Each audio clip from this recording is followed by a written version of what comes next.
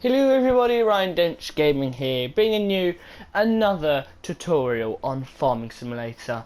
We have done the first tutorial, which is in the last episode, so if you haven't seen the first one, please make sure to go check it out. And today we are going to be doing the tutorial on sowing. So what we're going to do is we're going to hop into the sowing. It says here, enter the tractor and attach the weight first, and then the sowing machine. Same as the ploughing, but it's just a different machine. As soon as you're on the field, you can lower the machine and activate it. If you do not want to use the ridge markers, you can change their position until they are both up. Normally, you can freely select what you want to sow, but for the purpose of this tutorial, the sowing machine is set to canola. So you have wheat, canola, and corn, and grass, sugar beet and potatoes as crops in FS15. Now, we jump straight into it, and if we run over to the tractor and press square to get in, and then to attach your front weight you need to press X, and then reverse with L2 and connect your back sowing machine with X. That is all sorted. Now what you're going to do is you're going to pull forward to the field with R2, like so.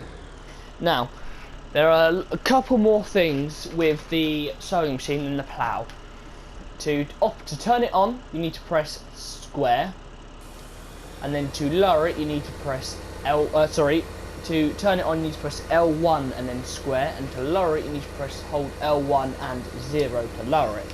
Now, if you want the ridge markers to go out, you need to press R1 and then square, and that will make the left one go down. And if you want to put it on the right hand side, then you need to press R1 and square again to make that one go down. And then if you don't want them on at all, then just press it once more, R1 and square, and they'll both come up. Now I'm going to use the right one. All you've got to do is just pull forward, and as you can see, it is sowing, and if you look where the ridge marker is, it's leaving a little trail. Now, the good thing I like about the ridge marker is that you can do this. To be as realistic as possible,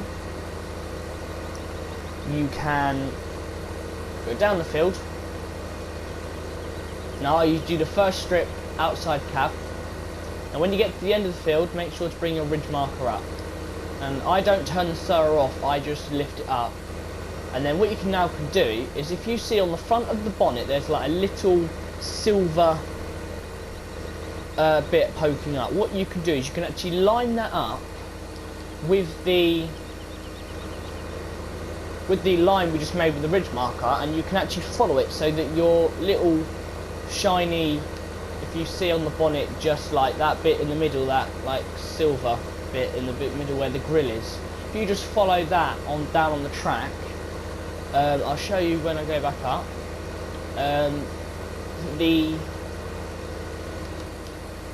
It's actually absolutely bang on perfect, almost. Look, see, it is literally almost a straight line, and you do not miss anything whatsoever, as you can see here, which I think is an absolutely brilliant thing to add to the game, as well you do have them in real life.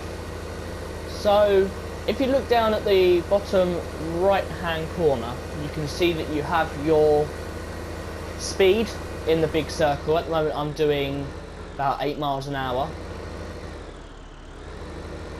Then you have your petrol, which is the orange line, which means if that number turns red, then you need to refill because it's going to be emptied.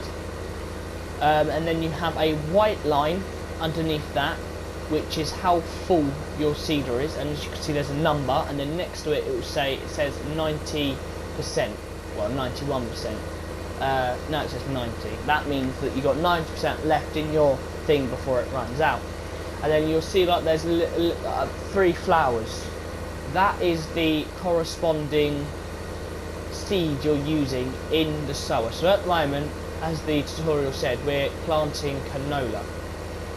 That is the canola symbol, or oil something.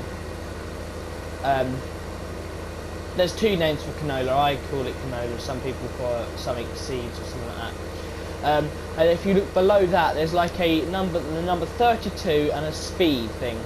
If you hold L1 and R1 together and press square, you will see that now that 32 has turned green. I now am on cruise control, which means I don't have to. I could, if it was a really long field, I could go downstairs and make myself a cup of tea and put it on cruise control. Now, because it's a tutorial, it won't let me do it. If you press circle when you're at a field and you're not in a tutorial, you can put a worker on, which means you can walk away from your tractor and the tractor will just carry on doing the job for you. So that is a very handy thing if you're playing single player.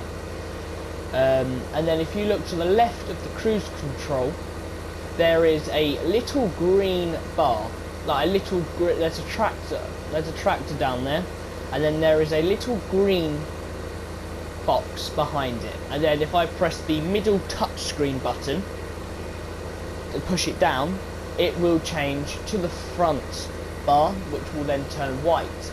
Now what this means is that the front, because it's the front, it means it's a weight, it's not powered, it's not powering, it's not using a PTO, which means that that will turn white.